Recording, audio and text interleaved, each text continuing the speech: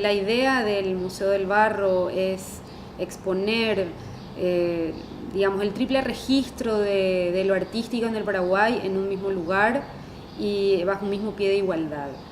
Esto tiene consideraciones políticas en algún punto, que tiene que ver con el derecho al estatuto de arte de estos objetos y las poéticas de todas las comunidades residentes en un mismo territorio. Es también dotar a un espacio para la diferencia, pero también que sea un espacio de diálogo y de confrontación para ideas distintas y maneras distintas de pensar el arte, la modernidad, la contemporaneidad, etcétera, etcétera. El Museo del Barro ha intentado desde diferentes planos, digamos, trabajar justamente este derecho a la diferencia desde lo político, por un lado, descripción política de comunidades que han sido invisibilizadas por la historia, inscribirlas desde sus prácticas como sujetos plenos de derechos, por ejemplo, y también generalmente la historia les relega el lugar de la tradición, el lugar de lo folclórico, tanto a comunidades indígenas como a comunidades campesinas, rurales. Esas comunidades, esas personas, con ese gesto, a veces poético, a veces estético, como se quiera llamar, apartan ese estatuto que les ha dado la historia y ingresan al mundo a un mundo a veces ajeno, como es un museo, ajeno a su agenda, ¿no? Pero que inscribe en ese espacio la posibilidad justamente de hacerse visible. El museo no quiere ser solamente mero repositorio de objetos, sino que también ha trabajado en programas, obviamente no todos los que el museo quisiera tener, en programas también de pensamiento, de creación de pensamiento, como espacios en los cuales se puede debatir este tipo de pensamiento, pero también en programas que inciden en la realidad de estas personas. El concepto de comunidad justamente es el que también se viene trabajando desde un punto desde hace mucho. Por lo general, los programas, proyectos que tienen una base a veces social o política, siempre se dice, ¿no?, que ese proyecto tiene que salir desde la comunidad. Ahora, justamente nosotros nos preguntamos quiénes son la comunidad. Los fundadores del museo lo que dicen, ¿verdad?, es que la comunidad, sentirse comunidad ellos mismos primero, hacer algo que tenía que ver con sus necesidades en ese momento, pero que ese círculo de comunidad se haya agrandado lo suficiente como para dejar entrar la diferencia, justamente, es también un proyecto de ruptura con lo establecido, con ese canon oficial de lo que debía ser el Paraguay o lo que debía ser la expresión poética, artística de un país.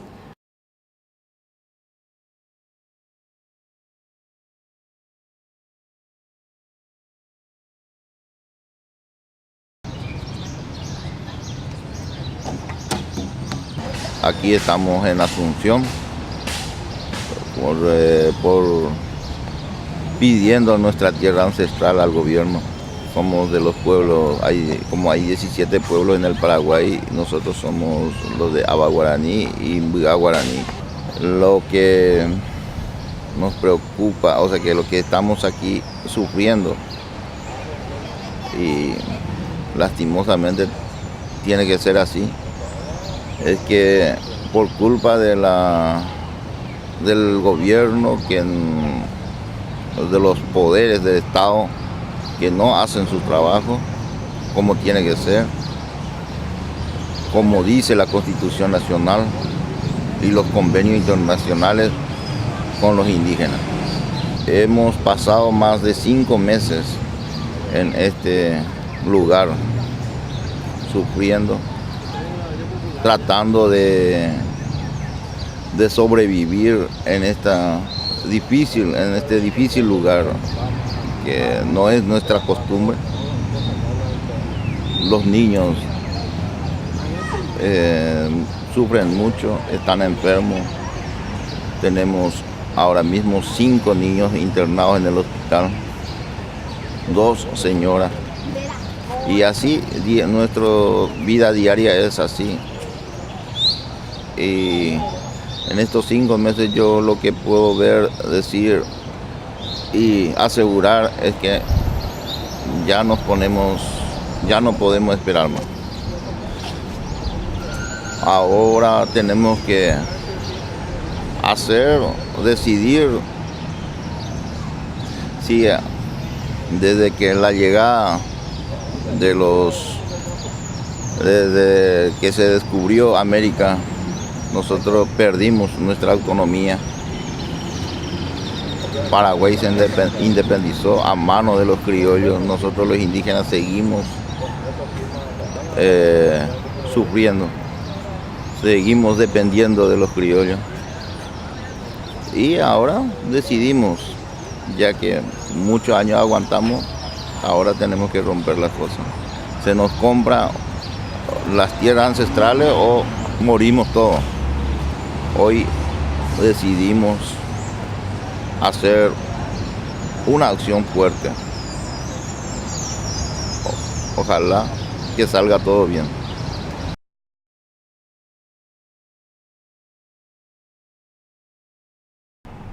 Empecé a trabajar con arte indígena que había encontrado en libros e internet, y hice una pequeña comparación con lo que es mi cultura blanca, colona, europizada, etcétera, etcétera, etcétera, que son los videojuegos. Y vi que había cierto parecido en cuanto a lo que son los patrones de lo que es la artesanía y lo que es el videojuego primitivo con píxeles, ¿verdad? Entonces agarro un juego electrónico que se llama Space Invaders, que es invasión espacial, que me pareció sumamente interesante. Pong también, hay varios jueguitos que voy usando, y trato de contar un poco la historia del Paraguay a través de invasiones espaciales de territorio, guerras, etc. Estos son pequeños ejemplos de capítulos de la historia del Paraguay contada con este lenguaje, ¿verdad? Le tomo a uno de los alienígenas del juego, el más conocido, que es el que parece un arbolito, y asumo que es la identidad del paraguayo. O sea, asumo que como somos alienígenas, no sabemos muy bien si somos blancos, africanos, qué es lo que somos. Estamos africanizados. Y hago un juego electrónico que es la colonia española con el juego, y lo presenté como un juego jugable. O sea, la obra de arte era un juego jugable, en el cual uno asumía el papel de un indígena paraguayo luchando contra la colonia española. Y eso vino acompañado de una animación que era la historia de cómo Paraguay fue descubierto por Alejo García después del fracaso de Díaz de Solís, y bueno, como la colonia española fue usando cada una de las tribus a su propio uso, ¿verdad? Ese es Alejo García. Alejo García junta un ejército de guaraníes y va al Imperio Inca, y logra llegar al Imperio Inca y roba un montón de tesoro y divide el grupo de guaraníes, supuestamente eran los que le acompañaban, y hace que un grupo de los guaraníes se vaya más para adelante, ya comienza el camino de vuelta, y que el otro cargue todo el oro. Y con un pequeño reducido grupo fue eliminando a todos los cargadores, y se robó todo el oro de los cargadores. Supuestamente la idea era compartirlo con los guaraníes. Pero bueno, los guaraníes les pillan, se dan cuenta de esto, y bueno, se lo comen, básicamente, en venganza. Ese es el primer descubridor de Paraguay. Cada 1 año y medio, 2 años, lanzó uno. El de este año era justamente tratando de ver todo el tema de la identidad del paraguayo, investigando, leyendo un poquito, no tanto como todos ustedes, me di cuenta de que bueno, hay un quiebre muy grande dentro de la identidad de lo que es la nacionalidad paraguaya, que es en la Triple Alianza, ¿verdad? Cuando definitivamente desaparece y se borra todo rastro de lo que se fue construyendo hasta ese momento. No tenemos archivos, incluso los certificados de nacimiento desaparecieron, no hay forma de ir hacia el pasado para ver nuestra identidad. Entonces hice una pequeña animación con el estilo Space Invaders, contando un poquito la situación de Paraguay en 1864, con la excusa del algodón. Y bueno, la idea es que en ese momento, en 1864, Inglaterra formaba, o sea, el número 1 en producción de algodón en el mundo. Y Paraguay en un año y medio fue creciendo bastante, incluso importando cerebros de Inglaterra. Y iba creciendo y llegó al segundo puesto en el ranking de exportadores de algodón, cosa que no le gustó mucho a la reina. Entonces ahí empieza a haber una especie de... Son varias historias. Yo también me meto mucho de las historias y los mitos. Lo junto todo, lo hago una misma realidad. Con todo este conflicto que había en limítrofes entre Argentina, Brasil, Uruguay, sobre todo Argentina, Brasil y el Paraguay, se firma el tratado no me acuerdo cómo se llamaba, pero es un tratado con los ingleses, pero lo parece ahí, en el cual Inglaterra otorgaba fondos para iniciar una guerra contra el Paraguay. Le otorgaba 10.000 libras esterlinas a Brasil y 5.500.000 libras esterlinas a Argentina. Eso fue antes que se declarara la guerra, antes que la declaración oficial de la guerra de la Triple Alianza. El tratado es el de Puntas de Rosario y fue firmado en el 1864. O sea, esto es importante porque tiene que ver justamente con el tema de la nación guaraní, la nación indígena, ¿verdad? En el momento el Paraguay era la nación mestiza, indígena, la no blanca, que no valía ni siquiera la pena hacer negocios con ellas, tenía que ser exterminada. Y básicamente eso se trató de la guerra de la Triple Alianza, una guerra de exterminio. Incluso cuando se firma el tratado, Mitre sale y dice a la prensa: decretamos la victoria. Se ve todo el transcurso de la guerra, como avanzando el mapa, lo importante del territorio para crear nacionalidad, ¿verdad? Hasta que después de la toma de Asunción llegan hasta Piribehuí, se toma Piribehuí, ocurre la batalla ¿cómo se llama? De Campo Grande, la batalla de Acostañó, y luego el Paraguay desaparece cuando lo matan a López. O sea, y de hecho el Paraguay desaparece por 8 años. O sea, en el Palacio de Gobierno existía la bandera brasileña. Y bueno, lo interesante es, esto es como para poder verlo después, verá con más cuidado. Pero lo interesante es que decía, por ejemplo, la opinión de Sarmiento sobre el Paraguay, sobre la identidad de Paraguay y su posición en ese momento en Sudamérica, ¿verdad? Estábamos por dudar que exista el Paraguay descendientes de razas guaraní, indios salvajes y esclavos que obran por instinto o falta de razón. En ellos se perpetúa la barbarie primitiva y colonial. Son unos perros ignorantes, el feroz borracho Serrano López lo acompaña miles de animales. Es necesario purgar de la tierra de toda esa excrescencia humana, raza perdida de cuyo contagio hay que librarse. Entonces, yo creo que eso es bastante particular, ¿verdad? O sea, y sobre todo con lo que pasa después de la guerra y con lo que el gobierno liberal posguerra trata de armar con esta idea de la nación guaraní, que somos todos hijos de los guaraníes, cuando realmente hay muy pocos guaraníes, ya hay más en Brasil. ¿Cuál es el objetivo de esta área?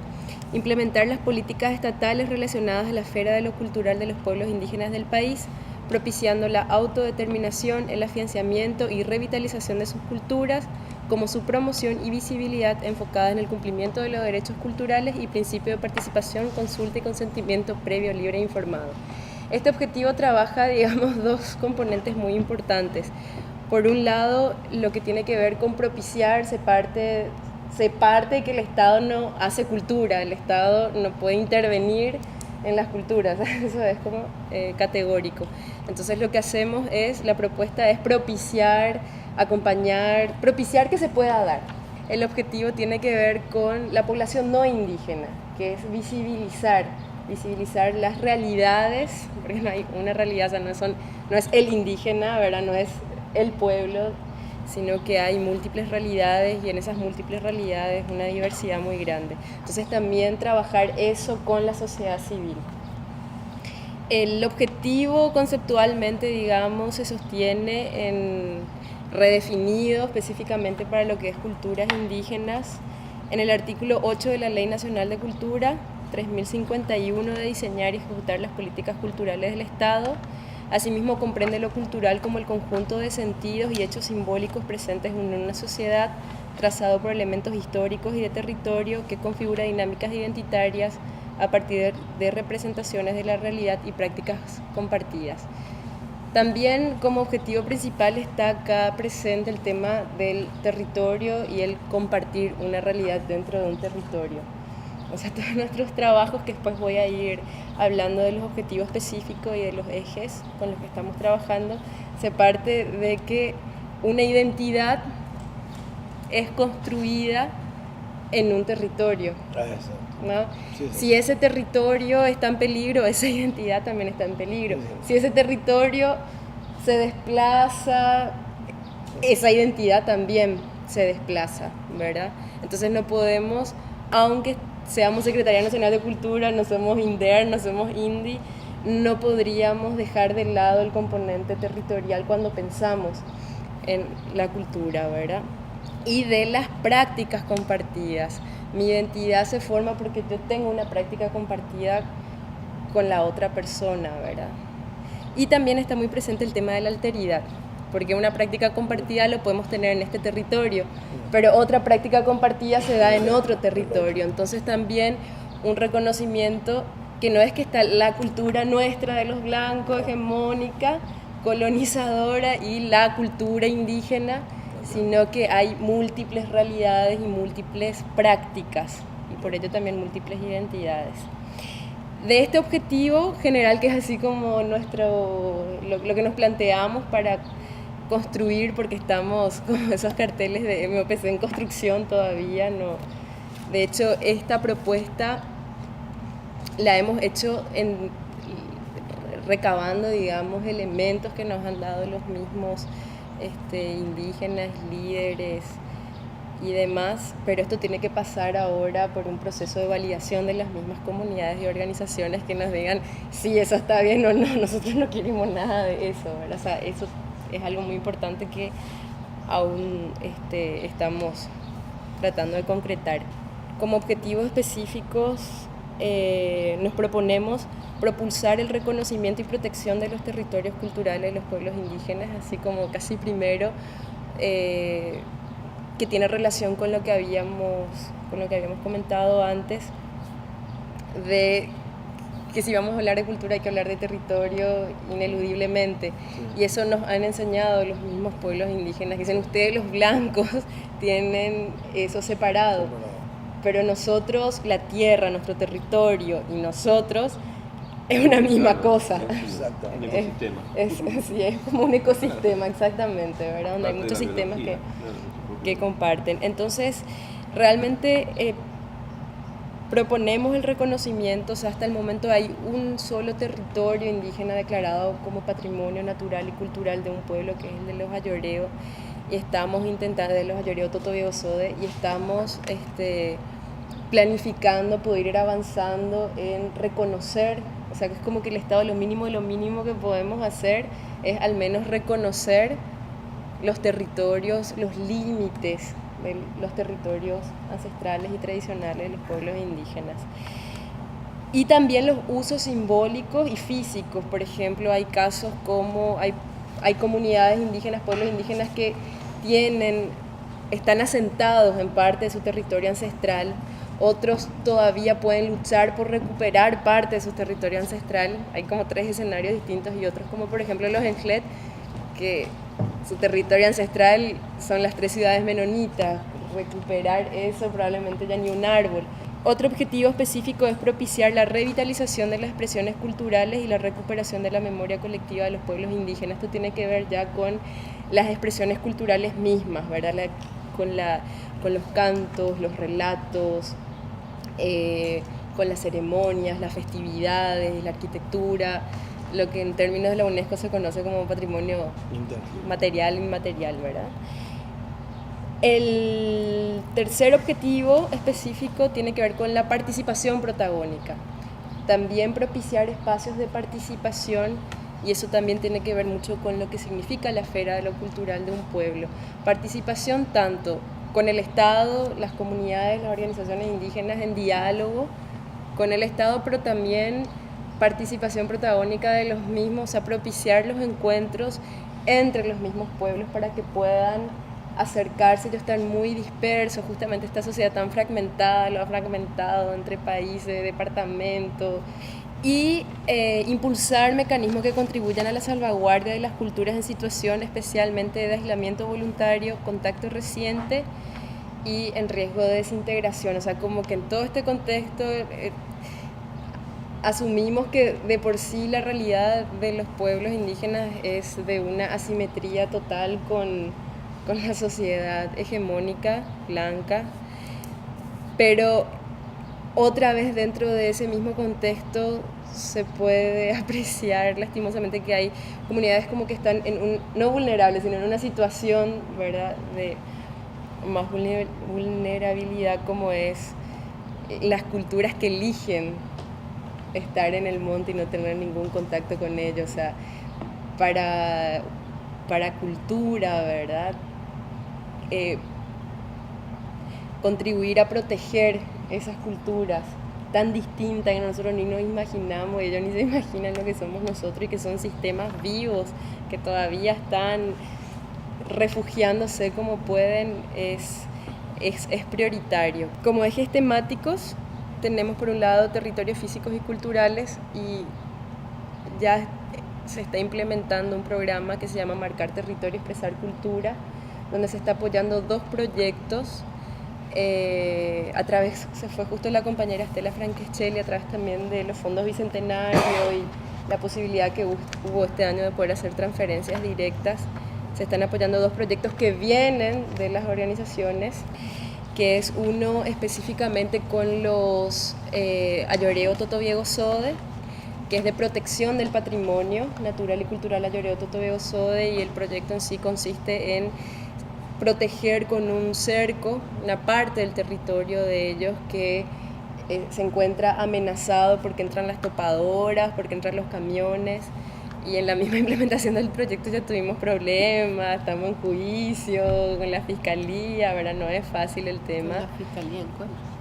Con la fiscalía en contra. Bueno, vamos ahora, el juzgado de primera instancia tiene que dar estamos esperando que dé una sentencia sobre el caso, que es por poner todo el conflicto comenzó cuando salió el desembolso y se logró empezar a hacer el trabajo. Entonces los Totobiego Sode compran las maderas, los balancines y se ponen a construir. Entonces ahí los vecinos, propietarios, ven que los Totobiego Sode están trabajando en un territorio y ellos dicen no, que está titulado, que está el título todo a nombre de los Totobiego Sode, y estos vienen a decir no, eso es territorio que se superpone, es nuestro territorio.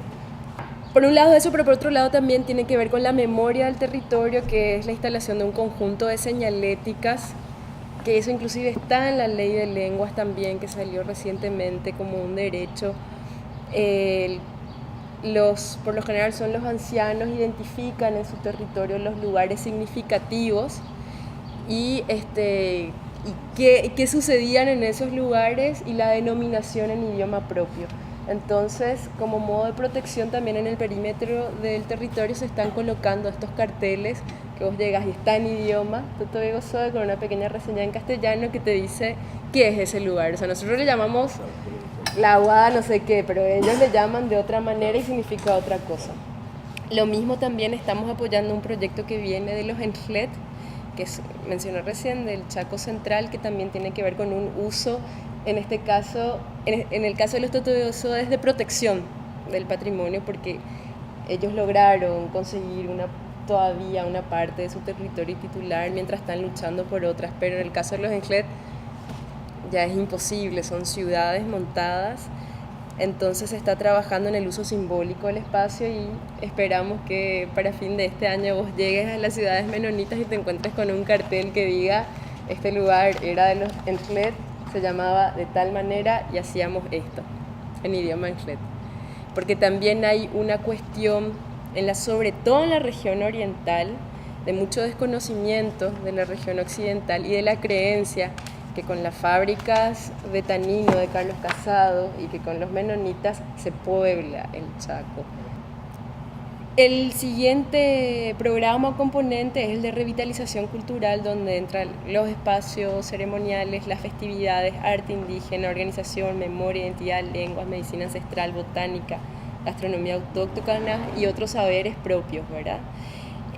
Básicamente de lo que hemos trabajado y de la mayor demanda, no sé, es una palabra medio argel, o sea, la necesidad, digamos, en este proceso y en esta dinámica de fortalecer la identidad que nos han acercado las comunidades y las organizaciones indígenas, básicamente es en apoyo a las festividades y ceremonias, el apoyo a la conservación y o creación de espacios ceremoniales como son los Opú, los Ogayecutú, los Ogaguazú, en el caso de los guaraníes.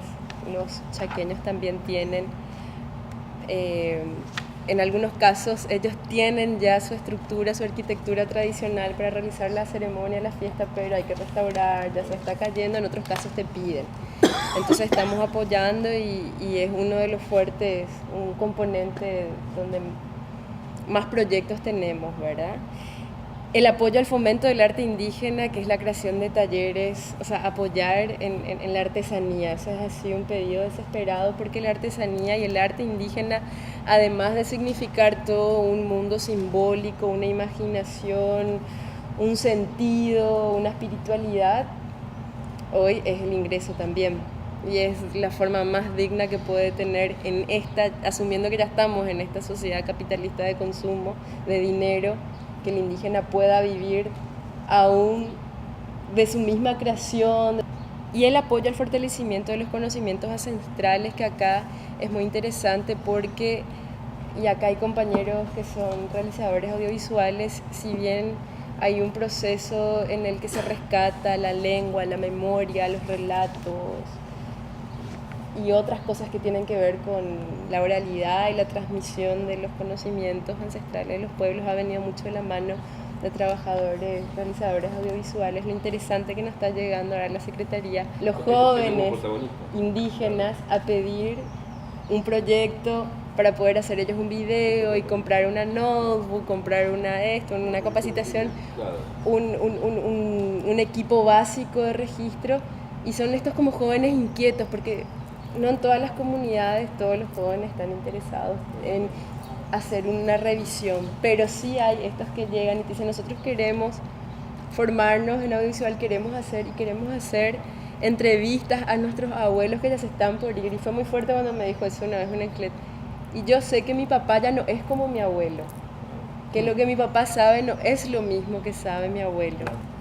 Y bueno, el último eje, que tiene que ver con el último objetivo también, no en prioridad sino en orden nomás, es la participación protagónica y consultas. Este año se realizó, por ejemplo, el encuentro guaraní, que propició el encuentro de cerca de 1.600 guaraníes de Paraguay, Brasil, Argentina.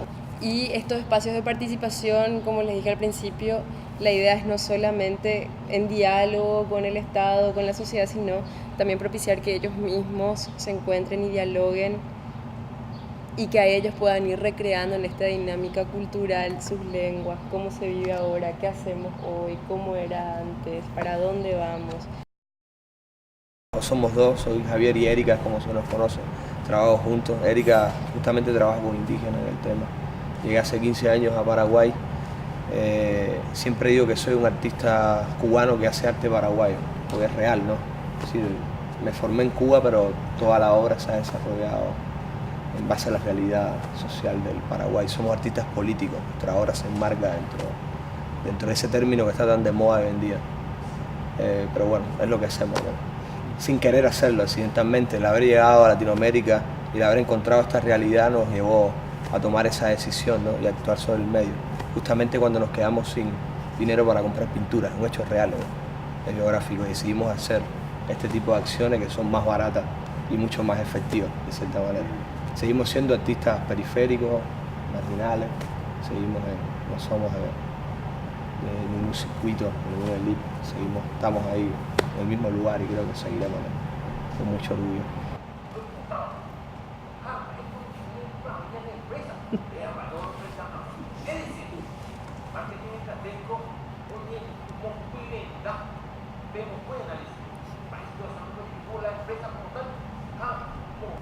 En la época universitaria tuve unos contactos con Castañeda, Don Juan y toda esa mística que le volaba la cabeza a todo el mundo, y justo conocí una paraguaya, vinimos a vivir a Paraguay y lo primero que le digo, comunidad indígena, tengo que vivir una experiencia directa. Ella había vivido ya con comunidades indígenas y nos vamos a vivir una comunidad que se llama Colonia Fortuna. Y con toda esa carga mística, espiritual que tenía de conocer el chamanismo y de todo lo demás, lo que encuentro es el otro chamanismo, ¿no? Asesinato, casi genocidio. ¿Dónde están las estadísticas diarias de los indígenas que mueren o de las que son violadas? Eso no está registrado. Yo creo que hay un genocidio permanente en Paraguay, pero nunca se registra. Un niño murió en mis brazos, algo que me marcó muy fuerte. Y viví mucho tiempo ahí. La intromisión de religiones dentro de las comunidades, ¿no? Que vienen con sus parabólicas y destruyen, chamanes alcohólicos, toda esa realidad. Y bueno, eso es lo que he vivido, de eso se nutre la obra, más que hacer un análisis teórico de lo que es un objeto estético, partimos de las realidades sociohistóricas que le dan vida a una obra, ¿no? Y es esto, ¿no? Se dice que tenemos mucho humor en nuestra obra, yo creo que esa mezcla guaraní tropical, ¿no? Entre mi esposa y yo, que conseguimos este tipo de obras, ¿no? El tema indígena es muy fuerte para mí, realmente le digo. Entonces, partiendo de todo eso, yo creo que damos una perspectiva a lo que es esa realidad también, ¿no? Porque si nos ponemos a llorar, tenemos otra obra que se llama Ojalá hubiéramos podido llorar todo lo que quisiéramos. Partimos de que en Paraguay no se llora lo suficiente, ¿no? Yo creo que una madre indígena o una madre campesina tenga incorporado de que es natural perder a sus hijos, ¿entiendes? Por falta de medicamentos o asistencia médica. Yo creo que esas lágrimas están todavía muy contenidas. Y al mismo tiempo nuestra obra se construye por una lógica dentro de sí misma, más intuitiva que analítica. Lo que venimos realizando con Iniciativa Motocodie en el trabajo, en la reivindicación y la protección del territorio ayoreo en el norte del Chaco. Una parte ya lo dijo el señor Osvaldo de la forma en que se dio la colonización en el Chaco. Sabemos que el Chaco, el primer libro en 1917, Pedro Lozano, descripción coreográfica del Chaco Gualambá, mostró un poquito lo que es el Chaco en su como constructo, como un espacio, un territorio donde habitan diferentes pueblos, y por todas las investigaciones, las cartas ANUA de los jesuitas, los relatos de los misioneros, los siglos de evangelización, podemos darnos cuenta que el Chaco fue un territorio siempre hostil. Dentro de ese espacio hostil que representó el Chaco, bien Lea puso de ejemplo a los Entlet, que es, digamos, la contracara del pueblo ayoreo, que es uno de los pueblos que más ha resistido. Solamente 20 años han estado en San Ignacio Zamusco, eso lo escribió Volker von Bremen con Bernardo Fischerman también al describir la colonización del pueblo ayoreo. Y en el Paraguay específicamente, eso sucedió en Bolivia. En el Paraguay específicamente en 1945 es cuando por primera vez son sacados del monte a fuerza. Eso fue nuevamente después, no sé, 57, 66 exactamente. 1976 y 1987, y la última salida ya con la gente en el 2003. Son hitos donde en su mayoría, exceptuando la salida de Pao Hai y la salida del 2003, que no fueron violentas, el resto fueron salidas violentas de la mano de los católicos, salesianos, de la misión de las nuevas tribus. Entonces, Iniciativa Motocodie es una organización que se funda en el año 2000. El fundador es Benno Glauser, otro grupo de personas, donde la apuesta nuestra es, por un lado, mirar el territorio, lo que está, lo vivo que está, con la presencia de los grupos en aislamiento voluntario, de los cuales se tiene constatación de que efectivamente están con señales de presencia real en el territorio transfronterizo que lo comparten Paraguay y Bolivia, el territorio ayoreo. Y por otro lado también el fortalecimiento de los ayoreos fuera del monte.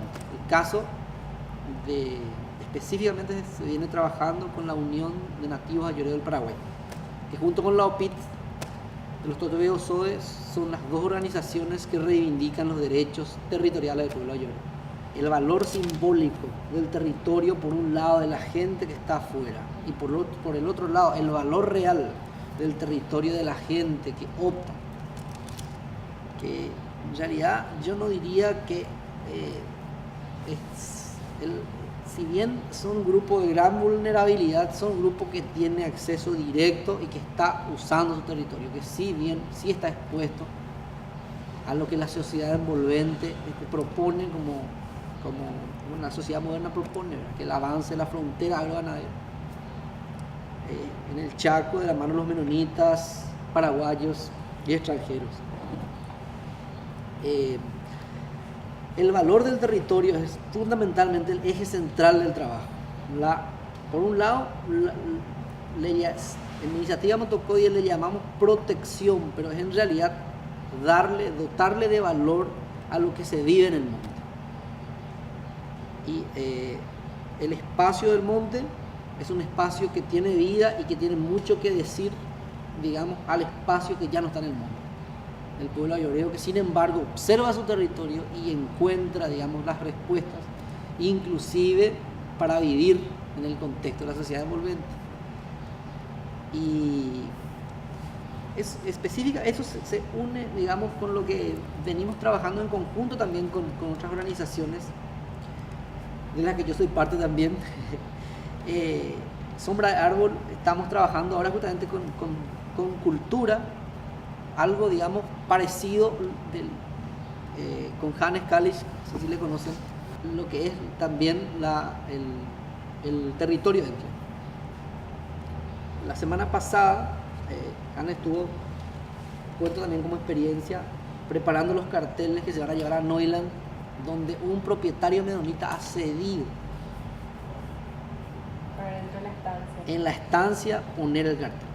Entonces, eso es el ejemplo más, digamos, palpable de lo importante, exactamente, del territorio.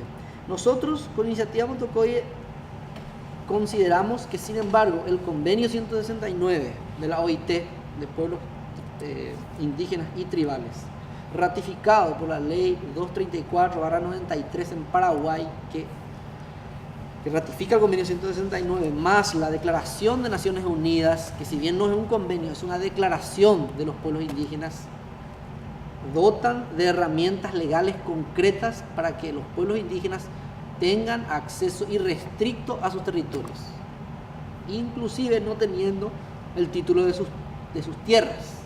Es más, en el caso del Chaco es mucho más grave aún, porque en el Chaco pasa que la situación de las tierras es terrible. Digamos, el Chaco tiene 150% de títulos al 100% de las tierras. Esa es la realidad del Chaco. Sí. Y en el norte del Chaco ahora se tiene el caso Médano, que está acompañando iniciativa. Ayer justamente tuvo un compañero, Miguel Ángel, en el norte, justamente donde existe un problema gravísimo, que el INDER está nuevamente loteando tierras que ya están tituladas. Y eso toca, por ejemplo, las tierras que se compraron para los ayoreos y que están tituladas a nombre de la UNAM.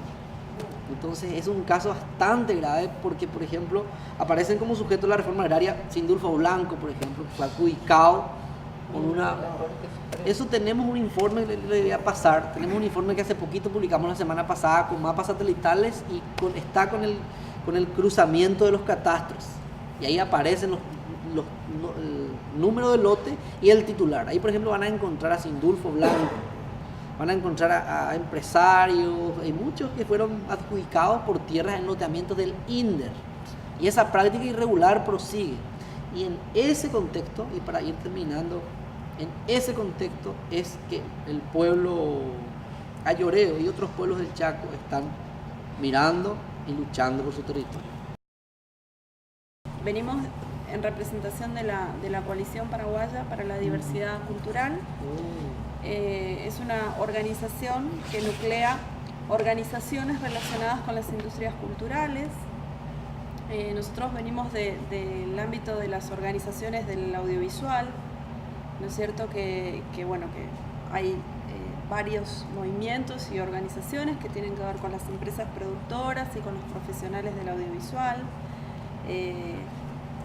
Digamos que fuimos la punta del iceberg justamente para el tema de la ratificación, conjuntamente con otras personas y referentes culturales, que eso también es muy importante porque a veces, como en mi caso soy productora audiovisual, ¿no? Y acá está presente Billy Rosales, que es el secretario general, y él es director de cine y productor.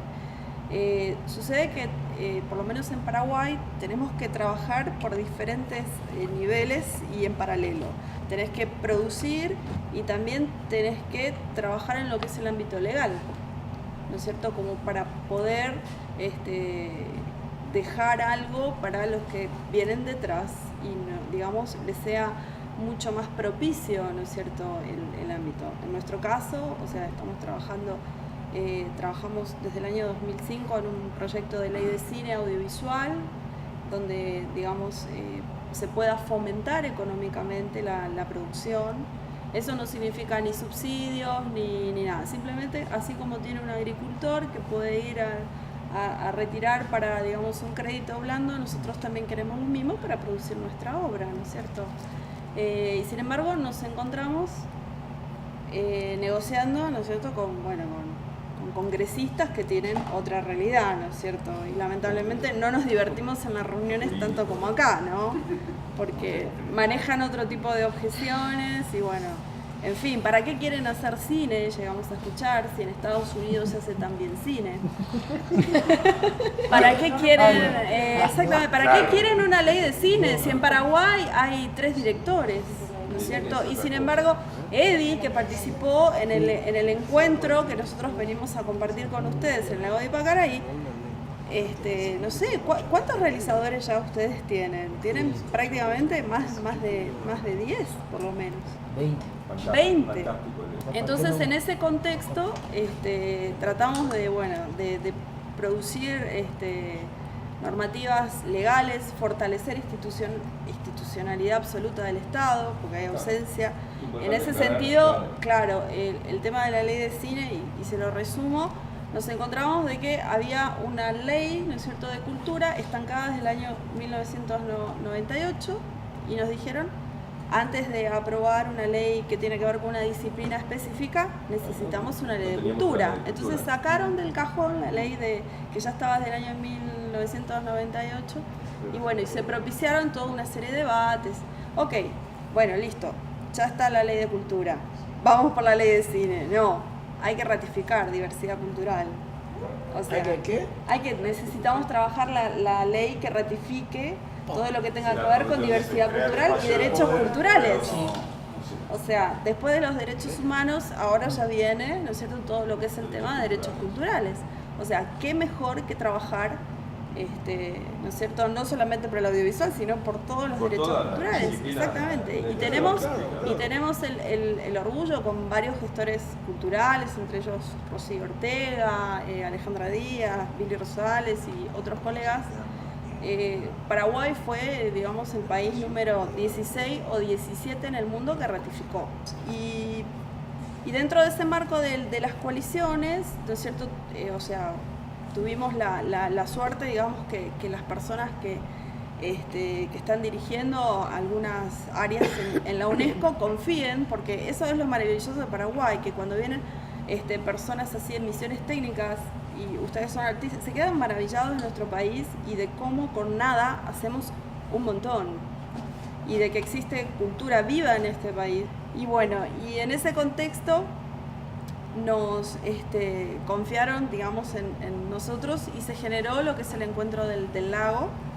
Y lo más interesante de todo, que por fin, digamos, se está dando que en un encuentro están coincidiendo, digamos, por ejemplo, Eddie, que también participó como expositor, y más que nada ahí se generó como un espacio, digamos, de reflexión. Hubo representantes de casi más de 10 países a nivel Latinoamérica, y lo más interesante que los representantes no eran, digamos, ni antropólogos ni personas, sino que también había aborígenes, porque vinieron aborígenes hasta de Canadá, vinieron representantes de Canadá, ¿no es cierto?, gestores culturales.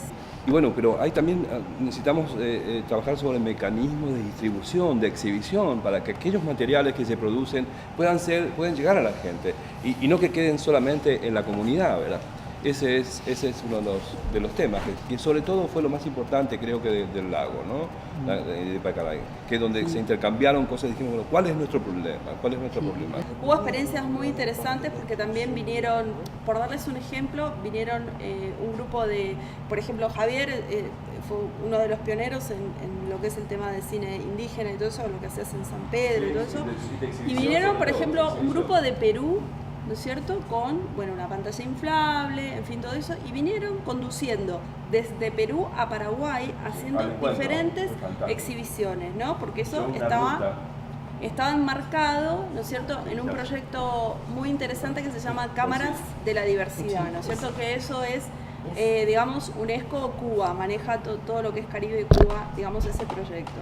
Y después también se generó un debate muy interesante porque decíamos, bueno, pero ¿por qué hablamos de cine indígena comunitario? O sea, el cine es cine, el audiovisual es audiovisual, o sea, hablemos, o sea, ¿por qué tenemos que estar creando rubro de todo, no? Y la conclusión fue, en realidad, el cine latinoamericano está en la misma problemática que el cine indígena. Es decir, tenemos tenemos el más grave problema de todos, es el tema de la exhibición. Tenemos prácticamente las pantallas copadas, ¿no es cierto?, el 98% lamentablemente por material norteamericano. O sea, lo que pretende, ¿verdad?, el sector audiovisual del sur, digamos así, es justamente por lo menos distribuir una porción de esa gran torta para fortalecer las cuestiones de identidades de los propios países que produzcan su propio cine, ¿verdad?, y ocupar un espacio. Y uno de los temas claves también creo que es, hablamos de cine latinoamericano y cine, estamos en un trabajo en Sudamérica, creo, no sé, debe suceder seguramente en Centroamérica igual, que es un problema de identidad. En un mundo globalizado es como que nos sentimos totalmente superados por la penetración cultural externa. Y muchas veces, y de café, y ustedes deben entender seguramente, de Bohemia, analizábamos qué somos, iberoamericanos, ¿verdad? O de tereré, ¿verdad? También, ¿verdad? Sí, que somos iberoamericanos, somos latinoamericanos. No es injusto quizás reconocernos como iberoamericanos, porque indiscutiblemente tenemos parte de nosotros está, pero también Latinoamérica, porque Sudamérica no solamente es España y Portugal, es Francia, es Alemania, es Medio Oriente, quiere decir que tenemos un tanto de iberoamericano y tenemos también de latinoamericano. Entonces empezamos a trabajar esa cuestión de la identidad. Y cuando empezamos a trabajar esa cuestión de la identidad, comenzamos a ver de que el hombre originario de nuestra tierra son nuestros propios indígenas, ¿verdad?, nuestras culturas originarias. Entonces es como que de repente, para poder identificarnos, para poder ser, debemos reconocer quiénes somos. Entonces rescatar, no menoscabar a esas culturas y empezar a observar, ser observadores, no influenciadores, observadores solamente de sus propias expresiones y tratar de reconocerlas y apropiarnos de ellas porque son parte de nosotros, convivimos con ellas, somos parte de ese guaraní, de esta tierra, ¿verdad? Y el guaraní no es una cuestión solamente de Paraguay, es regional, llega hasta el Caribe, ¿verdad? Entonces el verdadero hombre sudamericano es el guaraní y sus diferentes, ¿verdad? Ramificaciones y demás. Hay que volver a reivindicar el tema de la palabra y todo eso, ¿no? Porque cuando hablamos de rescate, yo me río, porque cuando uno empieza a trabajar con comunidades aborígenes, ¿no es cierto?, originarias, terminan rescatándote ellos a vos. Te rescatan el alma. En realidad, ¿no? Porque, o sea, esos términos que se usan así en proyectos y todo, uno se termina riendo, dice rescate, lo vamos a visibilizar o rescatar a la cultura. Sí. ¿Sabes qué? Vos te vas con tu... Y te rescatan a vos. Te dan vuelta a la Y no te cabeza. dejan ir más.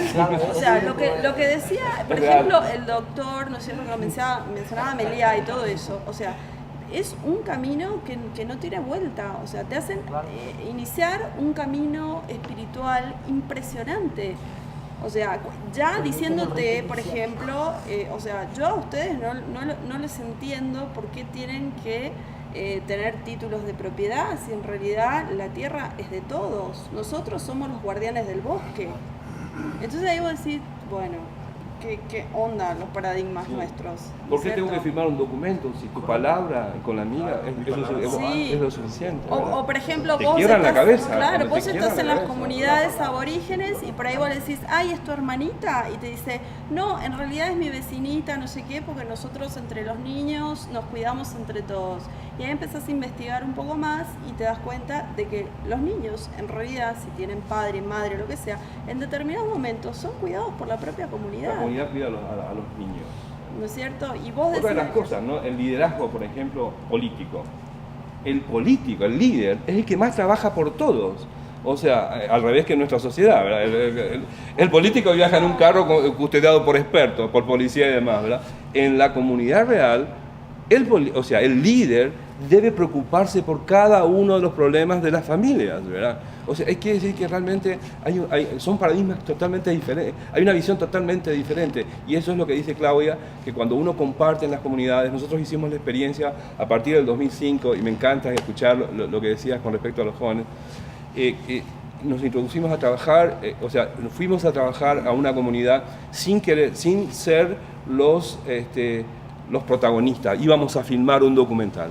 Nosotros fuimos de observadores y quisimos que ellos contaran su propia historia. Nosotros simplemente íbamos a darles las herramientas e inducirlos, mostrarles cómo lo podían hacer, cómo lo hacíamos nosotros y cómo lo podían hacer, pero sin tener que incidir en lo que ellos querían hacer, ¿verdad? En ese camino... Sí. Y una anécdota con relación a eso, bueno, dijimos que fue algo en realidad espontáneo, ¿no? Les dimos las cámaras porque ellos se acercaban, observaban, les gustaban, y le dimos las cámaras, ¿no? Y lo primero que empezaron a hacer es quitarnos y filmarnos a nosotros.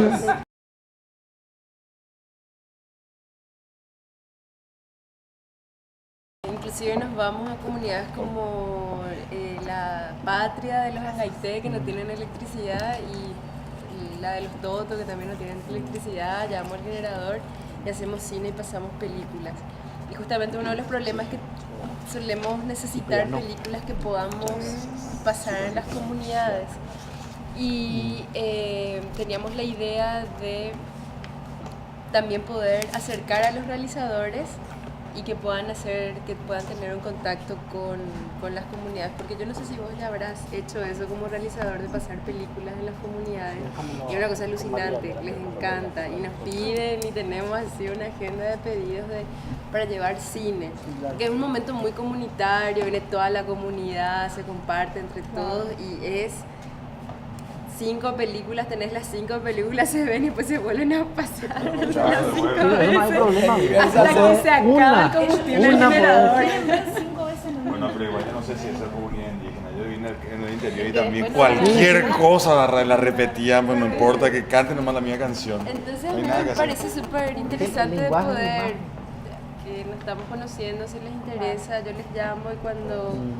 Si les interesa poder ir a compartir esto con las comunidades, nosotros ponemos a disposición, bueno, todo el equipo, qué sé yo, y el ir hasta allá, ¿verdad? Y hacer con ellos, por ejemplo, que ellos cuenten algo y después se vean. Fantástico. Solo que pasa es que tenemos que conseguir presupuesto, ¿verdad? Entonces me encantaría, pero no pueedo pedirle que hagan gratis.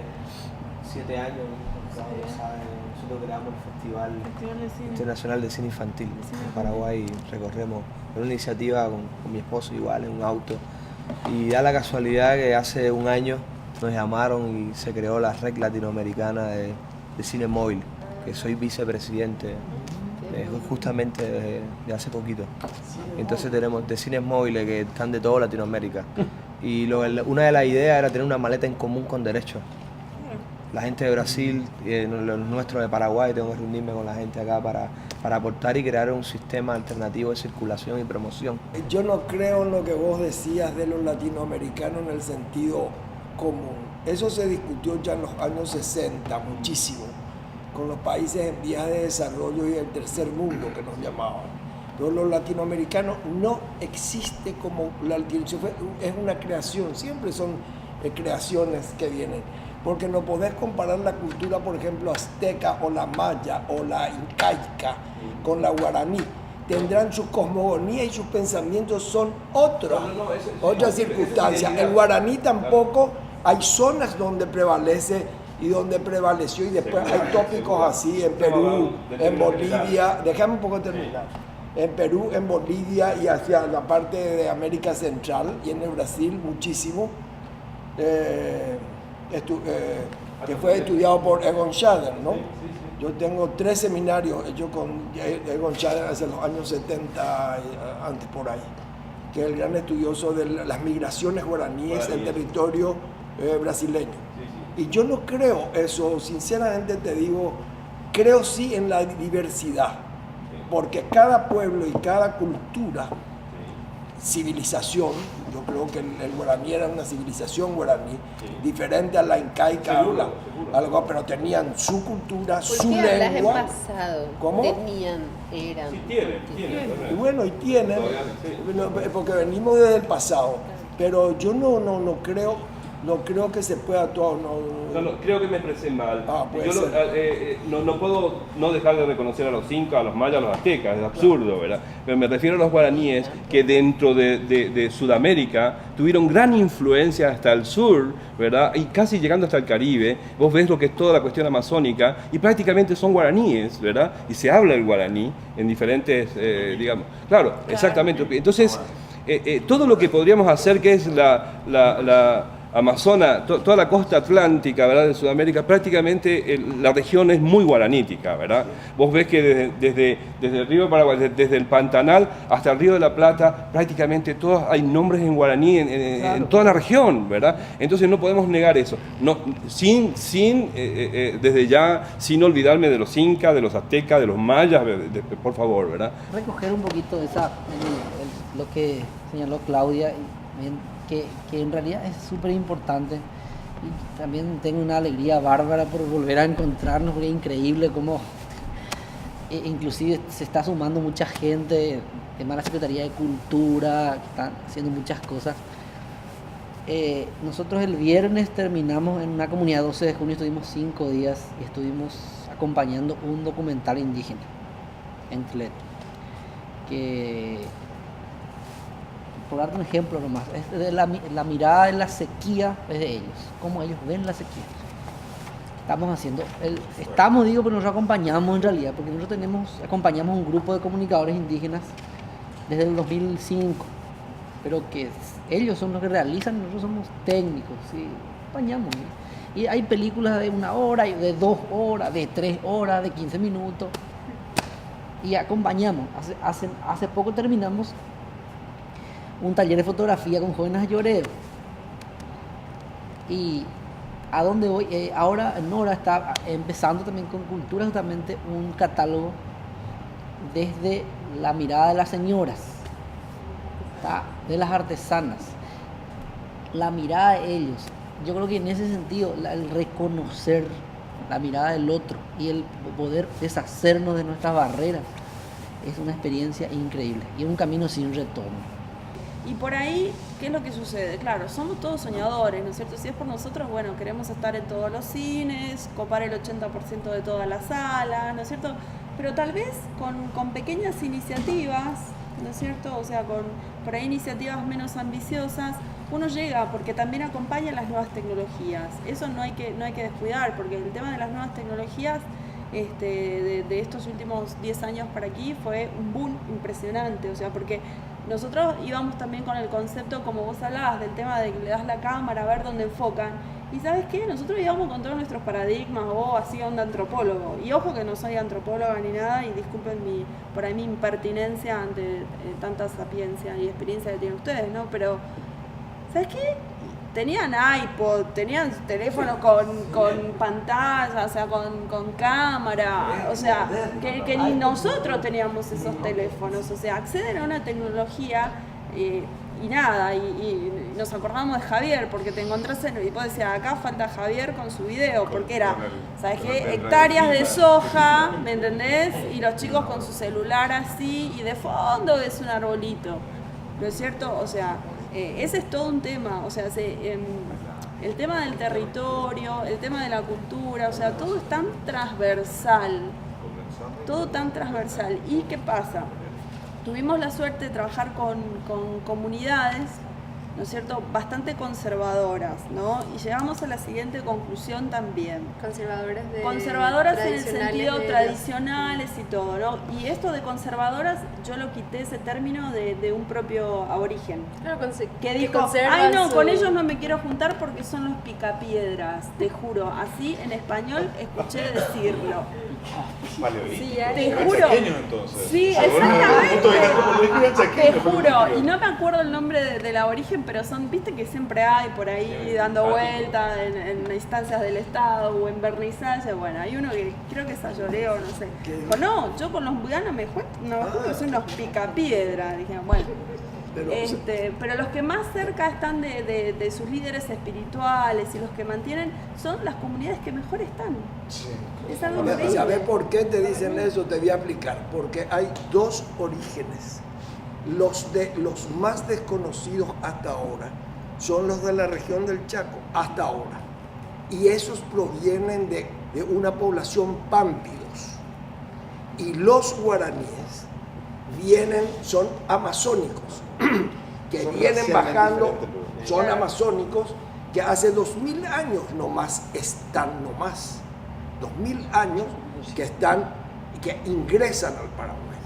Ingresan por la vía del río Paraguay, ingresan hacia el sur del estado de Mato Grosso y también por la cuenca del río de la Plata, la región oriental, y desplazan y los rodean a quienes, que es la población más antigua que se investiga y se cree que son los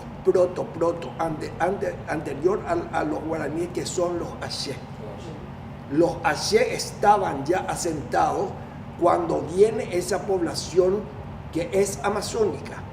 Y los chaqueños no tienen nada que ver con los guaraníes. Por eso es eso que te dice y hace una reflexión. Ellos son pámpidos, y son los más antiguos pobladores, son los de la región del Chaco. No, escuchaba lo que estabas planteando, ¿no? Del ideal de cultura que nos sucede a todos. Cuando tenemos contacto con una cultura no occidental, nos sentimos el virus depredador de la humanidad, ¿no? Nos damos cuenta de lo que somos, realmente. Y hasta qué punto eso pudiera ser positivo o negativo en la construcción de una obra para un artista contemporáneo. Pensaba en eso porque he trabajado con el cuerpo indígena, ¿no? He trabajado en varias ocasiones, he hecho fotografías y he incorporado un poco, apropiándome de la historia misma de la imagen, que parte de la fotografía antropológica, que realmente como concepto de imagen es muy fuerte, porque es una imagen de un preso prácticamente, de lado, perfil, y he tenido muchas críticas respecto al uso del trabajo con indígenas, ¿no? Y para ellos, parto de que no soy una persona ajena a estas culturas, he vivido con ellos, trabajo con amigos, colaboradores y amigos, y para ellos ha sido un proceso normal y cotidiano. Como mismo tú decías, mi amiga es macá y anda con su celular, en su casa tiene canales de televisión, es decir, ahora no me vas a decir qué buena obra, ¿no? Sí, nosotros hablamos, pedimos una colaboración, llegamos a un acuerdo y no sé realmente qué piensa ella a partir de esa hora. No me lo comunica, ¿entiendes? Yo tampoco se lo pregunto, no existe ese diálogo, pero entiende perfectamente de qué estamos hablando y accede al proceso de construcción de la obra. Sí sé que para ella tiene un significado y es algo importante, ¿no? Porque ha sido, de cierta manera, su pareja, su familia me lo ha demostrado gestualmente, no es una manipulación diaria. Y veía ese aspecto de cómo idealizamos esas culturas, partimos de una idealización de esas culturas y hasta qué punto beneficia o perjudica en el caso mismo del trabajo con ellos. Si yo uso una campesina no pasa absolutamente nada en un trabajo, en una construcción de una obra arte contemporánea. Si viene un artista o usa un extra para una película no pasa absolutamente nada, pero un artista contemporáneo ha hecho este tipo de trabajo, sea con pobres extremos, sea con comunidades indígenas, y automáticamente es una demanda internacional prácticamente. Eres un manipulador, eres todo, y yo creo que eso tiene mucho que ver. Yo creo que parte de la génesis de esto podría ser ese ideal de cultura que construimos para culturas no occidentales prácticamente. Y es esa falta de reconocimiento de que somos los depredadores de la humanidad, de cultura.